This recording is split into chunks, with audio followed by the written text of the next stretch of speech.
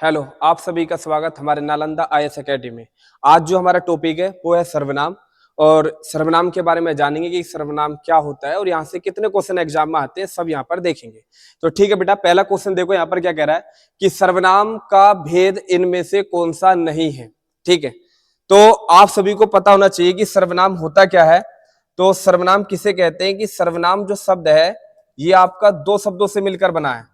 पहला हम कह सकते हैं सर्व प्लस के नाम से। किससे मिलकर बना है?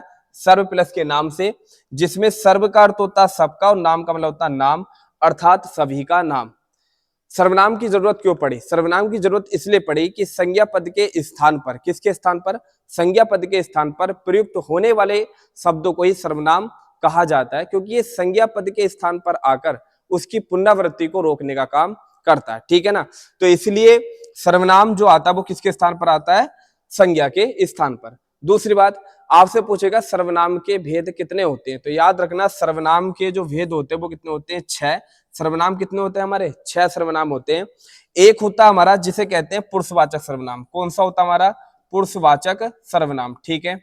दूसरा जिसे हम कहते हैं निजवाचक सर्वनाम। दूसरा सर्वनाम कभी भी पूछेगा तो क्या बताना हम सभी को? निजवाचक सर्वनाम। फिर होता है एक जिसे हम कहते हैं निश्चयवाचक सर्वनाम। क्या होता है हमारा? निश्चयवाचक सर्वनाम। ठीक है। उसके बाद एक होता है जिसे हम कहते हैं अनिश्चयवाचक सर्वनाम। क्या होता है? अनिश्चयवाचक सर्वनाम। और एक होता है जिसे हम कहते हैं प्रश्नवाचक सर्वनाम। क्या कहते हैं? प्रश्नवाचक सर्वनाम। और एक लास्ट है जिसका नाम होता है संबंधवाचक सर्वनाम। कौन सा होता है बालको? संबंधवाचक सर्वनाम। तो कुल मिलाकर जो हमारे सर्वनाम है वो कितने? हमारे 6 हैं। और जिसमें कि इन्होंने क्या पूछा है कि सर्वनाम का भेद इनमें से कौन सा नहीं है। तो देखो, प्रश्नवाचक होता है, सही है। संबंधवाचक होता है, ये भी सही है। निजवाचक होता है, ये भी सही है। गुणवाचक कोई सर्वनाम नहीं होता। गुणवाचक एक विशेषण होता है जो हम विशेषण में पढ़ेंगे। ठीक है, चलिए अगला क्वेश्चन देखिए बच्चों। अगले क्वेश्चन की अगर बात करें तो अगला क्वेश्चन क्या कह रहा है आपसे कि संयुक्त सर्वनाम का नाम, संयुक्त सर्वनाम नामक सर्वनाम की एक पृथक श्रेणी का उल्लेख इनमें से किस विद्वान ने किया था? देखो, मैं आपको बताऊं कि सर्वनाम एक सर्वनाम होता है जो इसे हम कहते हैं संयुक्त सर्वनाम। वो संयुक्त सर्वनाम कुछ इतना बड़ा सर्वनाम नहीं है। वो सर्वनाम उसको कहा जाता है जब दो सर्वनाम एक साथ आपको एग्जाम में देकर पूछ लेता है संयुक्त रूप से, अर्थात दो सर्वनाम को संयुक्त रूप से अगर बनाकर पूछा जाता है तो उसी को संयुक्त सर्वनाम कहा जाता है। जैसे मान लो मैं आपसे कहूं कुछ ना कुछ, मैं आपसे क्या कहूं बेटा? कुछ न कुछ। मैं आपसे कहूं कोई ना कोई, मैं आपसे क्या कहूं भाई? कोई न कोई। तो आप देखो यहाँ पर कुछ ना कुछ और कोई ना कोई, ये कुछ एक अलग सर्वनाम है, यहां भी कुछ अलग सर्वनाम है, लेकिन दोनों को ऐड कर कर हमने बनाया संयुक्त सर्वनाम। तो इसलिए याद रखना कि संयुक्त सर्वनाम किसे कहते हैं? जब दो सर्वनाम आपस में मिल जाते हैं। अब इन्होंने कहा कि भाई संयुक्त सर्वनाम नामक सर्वनाम की एक पृथक श्रेणी का उल्लेख इनमें से किस विद्वान ने किया था? तो आंसर है बेटा आपका डॉक्टर दिमसिस ने करा था। ठीक है ना, तो क्या बताओगे इसका आंसर बेटा? C option. याद रखोगे, अच्छा क्वेश्चन है, नया क्वेश्चन है। चलिए अगले क्वेश्चन की अगर बात करें बेटा आपसे, तो अगला क्वेश्चन क्या कह रहा है? इनमें से सर्वनाम की उपयुक्त परिभाषा कौन सी है? और मैंने अभी आपको क्या बताया कि संज्ञा पद के स्थान पर प्रयुक्त होने वाले शब्दों को क्या कहा जाता है? सर्वनाम कहा जाता है। ऐसी कहीं आपको लैंग्वेज यहां दिखाई दे रही है तो आप आंसर लगाइए। ठीक है, ये बेटा ये क्लास इतनी महत्वपूर्ण है कि आपका जो इलाहाबाद हाईकोर्ट आ रहा है ना, तो इलाहाबाद हाईकोर्ट में सबसे ज्यादा आपका व्याकरण पूछा जाता है। तो जितनी भी मैंने आपको वीडियो घेरी है वो इलाहाबाद हाईकोर्ट के, इलाहाबाद जो आपका हाईकोर्ट का पेपर है उसके लिए बहुत ही महत्वपूर्ण यहाँ पर आपको क्या मिलेंगे? क्वेश्चन मिलेंगे। ठीक है ना, चलिए तो यहां पर बताओ, क्रिया के स्थान पर प्रयुक्त होने वाले शब्द या विशेषण के स्थान पर प्रयुक्त होने वाले शब्द या संज्ञा के स्थान पर प्रयुक्त होने वाले शब्द। वेरी गुड, कि संज्ञा के स्थान पर प्रयुक्त होने वाले शब्दों को ही सर्वनाम कहा जाता है। ठीक है, चलिए अगला क्वेश्चन अगर देखेंगे बेटा, तो अगला क्वेश्चन किसे कहते हैं कि हिंदी में कुल कितने सर्वनाम हैं? हिंदी में कुल कितने सर्वनाम हैं ये बताने हैं। तो आप बताना बेटा, ऑप्शन क्या है? 12, 10, 11 और 9। अब आपके मन में एक सवाल होगा कि भैया अभी सर ने बताया कि सर्वनाम होते कितने? 6। लेकिन मैं आपको बता दूं कि कुल सर्वनाम जब पूछते हैं तो वो उस कैटेगरी में सर्वनामों की संख्या बन जाती है कितनी, 11। वो 11 सर्वनामों को हम मूल सर्वनाम भी कह सकते हैं। इन 11 सर्वनामों को हम मौलिक सर्वनाम के नाम से भी जान सकते हैं। वे कौन कौन से होते हैं याद रखना, एक तो मैं होता है, एक तू होता है, एक आप होता है, एक बेटा यह होता है, एक आपका वह होता है, एक जो, और एक सो, एक होता आपका कोई, और एक होता आपका कुछ, और एक होता आपका कौन। क्या होता है आपका कौन, और साथ में एक होता आपका क्या बेटा, क्या। तो ये 11 सर्वनाम हैं जिनको हम कुल सर्वनाम कह सकते हैं या जिनको हम मौलिक या मूल सर्वनाम भी कह सकते हैं, ठीक है ना। अब इनमें हमने कारकों का प्रयोग करा और तब जाकर इनके सर्वनाम के विकारी रूप हमारे बनकर तैयार होते हैं। जैसे मैं का, मुझे, मुझको, मुझ में, ये कारकों के प्रयोग से ही आपके इनके यौगिक सर्वनाम बनते हैं। चलिए फिलहाल तो इसका आंसर क्या लगेगा आपका, ए ऑप्शन। अगले क्वेश्चन की अगर बात करें तो अगला क्वेश्चन क्या, जरा देखिए कि सर्वनाम के कुल कितने भेद होते हैं। अब देखो यहां पर ऑप्शन में अब यहां 12 नहीं है, तो अब क्या लगाना पड़ेगा यहां पर 6, ठीक है। तो 6 नहीं होगा तो कितना, सॉरी 6, ऑप्शन में 11 नहीं है। अगर मान लो 6 नहीं होता तो भी 11 होता, और 11 ना होता तो भी 6 होता, लेकिन यहां पर कितना लगाना पड़ेगा हमें, 6। चलिए अगले क्वेश्चन की अगर बात करें तो अगला क्वेश्चन क्या कहता है कि जो शब्द पूर्वापर संबंध से, जो शब्द पूर्वापर संबंध से किसी भी संज्ञा के बदले आते हैं। अब मैंने आपको बता दिया कि संज्ञा के स्थान पर आने वाले सर्वनाम को ही क्या, आने वाले शब्दों की क्या कहा जाता है बेटा, सर्वनाम कहा जाता है। तो इसका आंसर क्या होगा आपका, ए ऑप्शन, ठीक है। चलिए अगले क्वेश्चन की अगर बात करें तो अगला क्वेश्चन जरा ध्यान से सुनना बेटा। ये कह रहा है आपसे, हम ताजमहल देखने जाएंगे। इस वाक्य में हम सर्वनाम का कौन सा प्रकार है। तो याद रखना हम जो आता है वो किस में आता है, ये जो हम होता है ना, ये हम होता है मैं का बहुवचन, क्योंकि मैं कैसा आपका एक वचन है, और मैं का कभी बहुवचन पूछेगा तो क्या बताना है हमें, हम बताना है। क्या बताना है, हम बताना है। और ये मैं या हम, ये दोनों सर्वनाम किस में आते हैं आपके, पुरुषवाचक में। किस में आते हैं हमारे, पुरुषवाचक में। अर्थात जिस सर्वनाम से मानव विशेष का बोध होता है उसी को पुरुषवाचक सर्वनाम कहा जाता है। तो आंसर एकदम से लगा दो बेटा, कौन सा यहाँ पर, पुरुषवाचक सर्वनाम। चलिए अगले अगर क्वेश्चन की बात करें तो अगला क्वेश्चन देखिए जरा, यहां पर कह रहा है कि वह एक अच्छा छात्र है। वाक्य में संकेतवाचक सर्वनाम है, वह एक अच्छा छात्र है। तो वो संकेतवाचक सर्वनाम किसको कहा जाता है, जो हमारा निश्चयवाचक सर्वनाम होता है। याद रखना, निश्चयवाचक सर्वनाम का ही दूसरा नाम क्या होता है, संकेतवाचक, संकेतवाचक सर्वनाम होता है। और निश्चयवाचक सर्वनाम में देखेंगे तो मूल सर्वनाम हमारे ये है, और क्या आते वह, और यौगिक सर्वनाम आपके बेटा ये, और क्या आते आपके पे। क्लियर है। अब ये आपको डिसाइड करो कि वह एक अच्छा छात्र है। ये वह जो सर्वनाम आया है, ये वह किसके लिए आया, छात्र के लिए आया है, और इस वह ने इसकी ओर संकेत करा, इसी कारण बन जाएगा वह यहाँ पर कौन सा आपका, निश्चयवाचक सर्वनाम। जिस सर्वनाम से किसी व्यक्ति, वस्तु, स्थान आदि की निश्चितता का अगर बोध होता है उसी को निश्चयवाचक सर्वनाम कहा जाता है। तो वह एक अच्छा छात्र है, इस वह ने छात्र की ओर संकेत करा, तो इसलिए ये आपका संकेतवाचक या निश्चयवाचक सर्वनाम कहलाएगा। या आपसे कहते कि वह बहुत अच्छा लड़का है, या आपसे कह दे यह मेरी किताब है, ये सब क्या है आपके बेटा, निश्चयवाचक सर्वनाम। चलिए अगले अगर क्वेश्चन की बात करें तो अगला क्वेश्चन देखना कि निम्नलिखित में से कौन सा शब्द अन्य पुरुषवाचक का उदाहरण है। क्योंकि अन्य पुरुषवाचक किसे कहते हैं, जब हम पुरुषवाचक सर्वनाम पढ़ते हैं तो उसके भी 3 भेद होते हैं। एक होता है आपका उत्तम पुरुष, कौन सा होता है बेटा, उत्तम पुरुष सर्वनाम, ठीक है। एक दूसरा होता है आपका मध्यम पुरुष सर्वनाम, कौन सा होता है, मध्यम पुरुष सर्वनाम। एक जिसका तीसरा नाम होता है बेटा आपका अन्य पुरुषवाचक सर्वनाम, कौन सा होता है हमारा, अन्य पुरुषवाचक सर्वनाम, ठीक है। तो उत्तम पुरुष उसे कहते हैं अर्थात वक्ता को, जो बात कहता है उसको उत्तम कहा जाता है, और मध्यम पुरुष उसको कहा जाता है जो तुम्हारी बात को सुनता है। अब मैं आपसे बता रहा हूं तो मैं उत्तम हो गया, और तुम मेरी बात को सुनोगे तो तुम किस में जाओगे, मध्यम में होगे। और अन्य पुरुष उसे कहते हैं बेटा जब मैं किसी तीसरे व्यक्ति की बात कर लूं, ठीक है ना।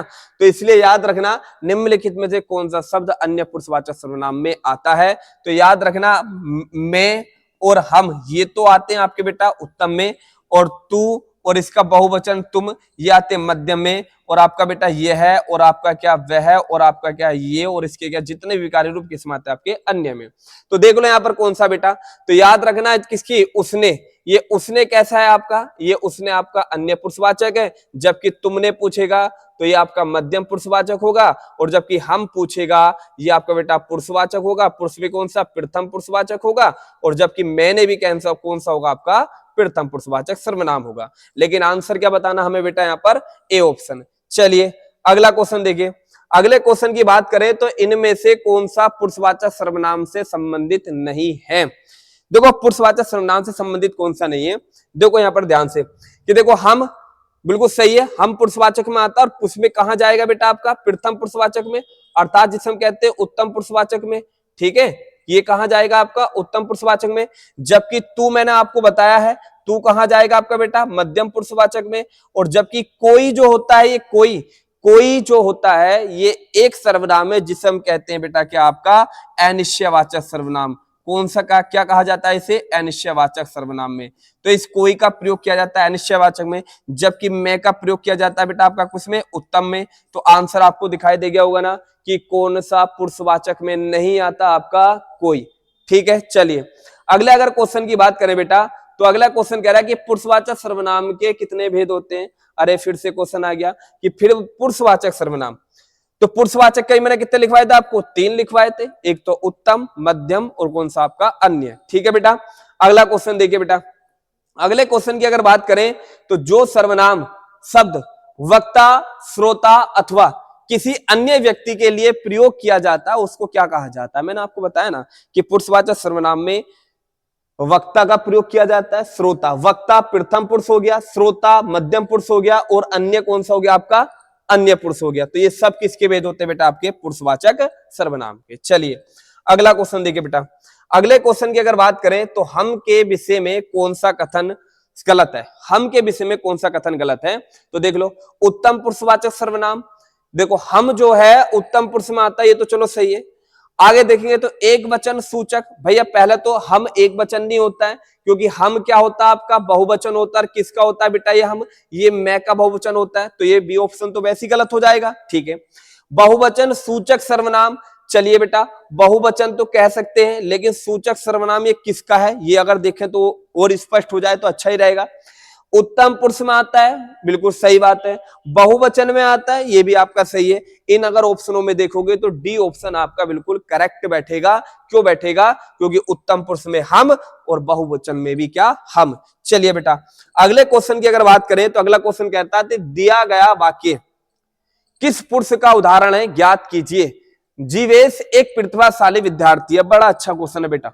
जीवेश एक प्रतिभाशाली व्यक्ति है, बहुत ही मोस्ट क्वेश्चन समझ लो। इसमें आपको कहीं भी सर्वनाम नजर नहीं आ रहा होगा, लेकिन फिर भी इसमें सर्वनाम है। अब आप मुझे बताओ, मैं आपसे कह रहा हूं 1 मिनट के लिए कि जीवेश एक प्रतिभाशाली विद्यार्थी है, जीवेश एक प्रतिभाशाली विद्यार्थी है, तो मैं तो वक्ता हो गया कहने वाला, तुम श्रोता हो गया। मैं किसकी बात कर रहा हूं, जीवेश की, जो अन्य है। और अन्य कहां जाता है बेटा, अन्य कहां जाएगा, पुरुषवाचक में। और पुरुषवाचक में कहा जाएगा, अन्य पुरुषवाचक सर्वनाम में। जितने भी व्यक्तिवाचक या जितने भी व्यक्तिवाचक संज्ञा से रिलेटिव किसी का नाम लेकर अगर पूछा जाता है कि इसमें कौन सा सर्वनाम है, तो उसमें बेटा अन्य पुरुषवाचक सर्वनाम ही रखना होगा। बहुत ही मोस्ट क्वेश्चन है बेटा, बहुत अच्छा क्वेश्चन था। अगला क्वेश्चन देखिए बेटा जरा, कह रहा है कि निम्नलिखित प्रश्न में 4 विकल्पों में से उस विकल्प का चयन करो जो रेखांकित शब्द के आधार पर पुरुषवाचक सर्वनाम के भेद का सही विकल्प है। वह कल मुझसे मिलने आएगी। बेटा वह कल मुझसे मिलने आएगी, याद रखना तुम, वह कल मुझसे मिलने आएगी। और वह मैंने आपको बता दिया, वह किस में आता है बेटा, अन्य पुरुषवाचक सर्वनाम में, यह वह। ठीक है, चलिए आगे चलो, आगे चलेंगे तो निम्नलिखित में से कौन सा निजवाचक सर्वनाम नहीं है। अब तो निजवाचक सर्वनाम की अगर बात करो तो निजवाचक सर्वनाम वो होता है बेटा कि जिस सर्वनाम से निजत्व का बोध होता है। किसका बोध होता है, निजत्व का बोध होता है, उसी को निजवाचक सर्वनाम कहा जाता है। अगर आपको लगे बेटा जिस वाक्य में आप, या आपको लगे अपने आप, या आपको लगे बेटा कोई स्वयं बढ़ा रहा हो, या आपको लगे कोई स्वतः बढ़ा रहा हो, या आपको लगे कोई खुद बढ़ा रहा हो, ये सारे अगर तुम्हें लगता है किसी संज्ञा या बेटा आपको लगता है किसी सर्वनाम की अगर निजता दर्शाने के लिए आते हैं, तब ये बनते हैं आपके निजवाचक सर्वनाम। जैसे श्याम आप ही चला जाएगा, श्याम आप ही चला जाएगा, श्याम आप ही चला जाएगा। तो आप मुझे बताओ चला जाएगा, चला जाएगा। तो आप मुझे बताओ इस आपने किसकी निजता दर्शाई है? श्याम की, इसलिए क्या हो गया? निजवाचक सर्वनाम। कि मोहन अपने आप काम कर लेगा, इस अपने आप ने किसकी निजता दर्शाई है? मोहन की। या जैसे वह स्वयं जाकर निरीक्षण कर लेगा, वह स्वयं जाकर पढ़ लेगा, तो ये स्वयं किसकी दर्शा रहा? वह की। तो ऐसे एग्जाम्पल अगर तुम्हें कहीं एग्जाम में दिखाई देते हैं तो वो किसको दर्शाते हैं बेटा? आपका निजवाचक सर्वनाम। अब देख लो बेटा इसमें कौन सा नहीं है। देखो निजता आती है, बिल्कुल सही है। आप आती है, सही है। खुद भी आता है, सही है। लेकिन हम तो आपका पुरुषवाचक में आता है, तो इसका बी ऑप्शन आपका करेक्ट आंसर होगा। ठीक है, आगे देखेंगे तो मैंने इस समस्या का समाधान खुद ही निकाल लिया। अब बेटा खुद ही निकाल लिया और खुद आने पर तो निजता तो दर्शाएगा, और निजता जहां होगी तो वहां कौन सा होगा? आपका निजवाचक सर्वनाम। चलिए अगले क्वेश्चन की अगर बात करें तो कह रहा है कि दिए गए वाक्य में निजवाचक सर्वनाम ज्ञात कीजिए। सफलता पाने के लिए तुम्हें स्वयं कठोर परिश्रम करना चाहिए। और अभी मैंने आपको लिखवाया बेटा स्वयं। स्वयं कहां पर आएगा? निजता में। तो आंसर क्या लगाओगे आप? सी ऑप्शन करेक्ट आंसर बेटा। अगला क्वेश्चन देखिए, अगला क्वेश्चन कह रहा है कि इनमें से निजवाचक सर्वनाम का प्रयोग किस वाक्य में हुआ है? बताइए निजवाचक। आज अपनापन कहां है? आज अपनापन कहां है? ठीक है। दूसरा, यह समस्या में आप ही हल कर लूंगा। ठीक है। यह मेरी निजी पुस्तक है। चलिए दूसरा, अपनों से क्या छिपाना? अपनों से क्या छिपाना? तो आप मुझे बताओ यहां पर यह समस्या में आप ही हल कर लूंगा, आप ही हल कर लूंगा बेटा। तो ये आप ही क्या बना रहा? आपका निजता। तो ये करेक्ट आंसर क्या होगा? आपका बी ऑप्शन। और यह मेरी निजी पुस्तक है, यह बनेगा आपका कौन सा बेटा? पुस्तक की ओर संकेत कर रहा है, तो निश्चयवाचक सर्वनाम। कौन सा बनेगा? निश्चयवाचक सर्वनाम। चलिए अगला क्वेश्चन देखिए। अगले क्वेश्चन कह रहा है बेटा आपसे, निम्नलिखित में सर्वनाम की दृष्टि से असंगत युग्म है। कौन सा ऐसा है जो असंगत है? बेटा मैं का प्रयोग पुरुषवाचक में करते हैं। जी हाँ करते हैं। मैं का प्रयोग पुरुषवाचक में होता है। कौन का प्रयोग आपका प्रश्न में होता है। कौन प्रश्नवाचक सर्वनाम है कि तुम्हारे घर कौन आया? प्रश्न है भाई, तो होता है। यह का यह का प्रयोग निश्चयवाचक में होता है। ये भी आपका सही है बेटा, ये बताया यह का प्रयोग निश्चय में आता है। जबकि कुछ आपका संबंधवाचक सर्वनाम नहीं होता। कुछ तो आपका किस में आता है बेटा? अनिश्चयवाचक में। किस में आता है? अनिश्चयवाचक सर्वनाम में आता है। या आपसे कुछ पूछे, या आपसे कोई पूछे, या आपसे किसी पूछे, ये तीनों के तीनों ही सर्वनाम आपके अनिश्चयवाचक में आते हैं। तो इसका आंसर हो जाएगा डी ऑप्शन। चलिए अगले क्वेश्चन की अगर बात करें तो यह मेरी किताब है। अभी मैंने आपको क्या बताया बेटा? जब यह वह संकेत कर दे किसी की ओर, अब इन्होंने किसकी ओर संकेत करा है? किताब की ओर। तो ये क्या हो जाएंगे? संकेतवाचक सर्वनाम या निश्चयवाचक सर्वनाम। डायरेक्ट लगा दो बेटा, कहां पर आ रहा निश्चयवाचक? बी ऑप्शन में। चलिए अगले अगर क्वेश्चन की बात करें तो कह रहा है कि संकेतवाचक सर्वनाम किसे कहते हैं? अरे संकेतवाचक कहा जाता है निश्चयवाचक सर्वनाम को। ठीक है ना, अभी तो आपको बताया था। ठीक है, अगला क्वेश्चन देखोगे तो बताइए निम्नलिखित में से क्या एक संबंधवाचक सर्वनाम नहीं है? भाई संबंधवाचक सर्वनाम कौन सा नहीं है बेटा? ये डिसाइड करना है। नहीं है बेटा, यह तो कहा जाता है आपका निश्चयवाचक में। किस में जाता है? निश्चयवाचक में। तो बेटा ये दो, जो और सो, और ये वहां किस में जाते हैं? आपके संबंधवाचक सर्वनाम में। जो बोगे सो काटोगे, जिसकी लाठी उसकी भैंस, जिसका खाते हो उसी को आंखें दिखाते हो, ये सब सेंटेंस किस में होते हैं? आपके संबंधवाचक सर्वनाम में। ठीक है बेटा, अगला क्वेश्चन देखिए जरा। अगले क्वेश्चन की बात करें तो वह निश्चयवाचक के अपादान कारक का एक वचन रूप क्या होगा? अब देखो ये बड़ा अच्छा क्वेश्चन है कि वह का ऐसा कौन सा रूप है जो अपादान में आएगा? तो अपादान कारक जो होता है, इसकी जो विभक्ति होती है वो से होती है। अब देख लो बेटा, वह के किस विकारी के रूप में से आ रहा है बेटा? उससे। ये तो संप्रदान में चला जाएगा, ये क्रम में चला जाएगा, ये तो वैसी गलत है। तो इसका मतलब आंसर क्या लगेगा बेटा? ए।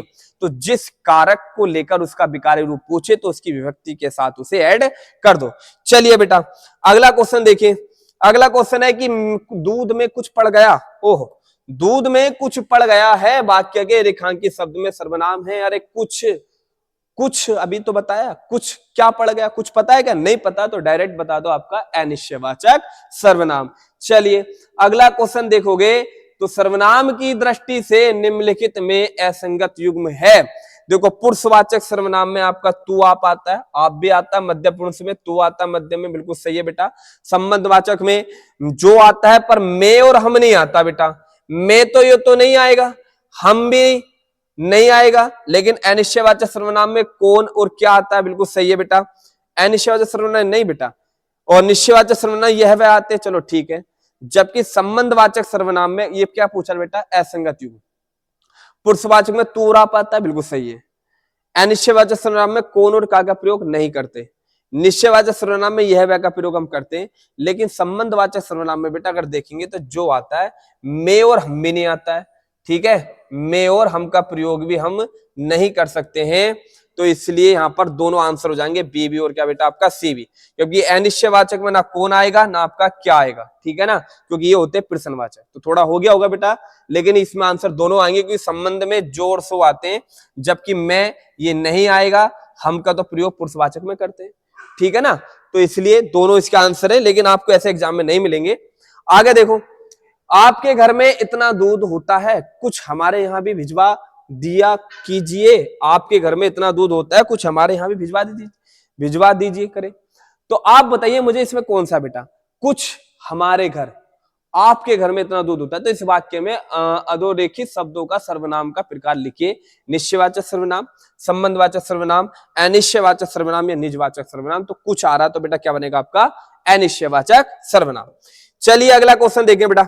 अगला कह रहा है कि अनिश्चयवाचक सर्वनाम का अपादान कारक में बहुवचन क्या हुआ। अनिश्चयवाचक सर्वनाम का अपादान, तो अपादान का काम होगा से। अपादान की व्यक्ति क्या होती है बेटा, से। अब से देख लो यहाँ किसमें आ रहा है बेटा, किसी से, किन्हीं से या किनको। तो अनिश्चयवाचक में अगर देखोगे तो अनिश्चयवाचक सर्वनाम का अपादान कारक में बहुवचन बताना बेटा, तो बहुवचन में क्या हो जाएगा, किन्हीं से। क्या हो जाएगा आपका, किन्हीं से, ठीक है। चलिए आगे आ जाओ। अगर देखेंगे आपसे बेटा, तो जिसको आपने बुलाया था वह बाजार गया है। बेटा जिसको आपने, जिसको का संबंध किससे बना रहे हो आप, वह से, और ये वह वाला किसमें आता है, संबंध में, आपका संबंधवाचक सर्वनाम में। चलिए अगला क्वेश्चन देखिए बेटा। अगला क्वेश्चन बताइए जरा क्या आएगा इसका आंसर, कि निम्नलिखित विकल्पों में कौन सा एक वाक्य संबंध, कौन सा एक वाक्य संबंध वाचक सर्वनाम का उदाहरण नहीं है, कौन सा है। तो देखो, जो व्यक्ति आपत्ति में विचलित नहीं होता वह अवश्य अपनी मंजिल पाता है। जो का संबंध बेटा किससे है, वह से। ये दो वाक्य जोड़ने में काम कर रहा है, हो जाएगा संबंध। यह अच्छा विचार है, गलत बात बेटा। देखो यह अच्छा विचार है, यह किसकी ओर है, विचार की ओर। और जब संकेत करते हैं उसे कहते हैं संकेतवाचक सर्वनाम या निश्चयवाचक सर्वनाम। जबकि जो दूसरों के लिए गड्ढा खोदता है वह स्वयं उसमें गिरता है, ये भी आपका संबंध में बनेगा बेटा। और जिसे चोट लगती है दही वही पीर समझता है, वही दर्द समझता है। तो इसलिए आंसर इसका होगा बी ऑप्शन। अगले क्वेश्चन की बात करें तो जैसा वह आया वैसा ही चला गया। अब जैसे का संबंध वैसे से कर रहे हो बेटा, तो भी कौन सा बनेगा आपका, संबंधवाचक सर्वनाम। चलिए अगला क्वेश्चन बताइए बेटा जरा सब जने, कि आप मुझसे क्या चाहते हैं। वाक्य के रेखांकित शब्द में सर्वनाम बताइए। भाई आप मुझसे क्या चाहते हैं, आप मुझसे क्या चाहते हैं। अरे क्या चाहते हैं, आप मुझसे क्या चाहते हैं, एक सवाल है, एक प्रश्न है। और जब प्रश्न है तो आंसर कौन सा होगा बेटा, प्रश्नवाचक सर्वनाम। वेरी गुड बेटा। आगे चलेंगे तो देखेंगे यहां पर, तो निम्नलिखित में कौन सा प्रश्नवाचक सर्वनाम नहीं है। चलिए बताइए जरा, किसी, किससे, किन के, किसी से, उपयुक्त में से एक से अधिक, या उपयुक्त में से कोई नहीं। बताओ कौन सा प्रश्नवाचक सर्वनाम नहीं है, बताओ। तुम्हारे घर मतलब किससे, तुम किससे मिलने जा रहे हो, प्रश्न बन जाएगा। किसी से, तुम किसी से बात करते हो, किसी से बात करते हो, ये भी आपका बन जाएगा।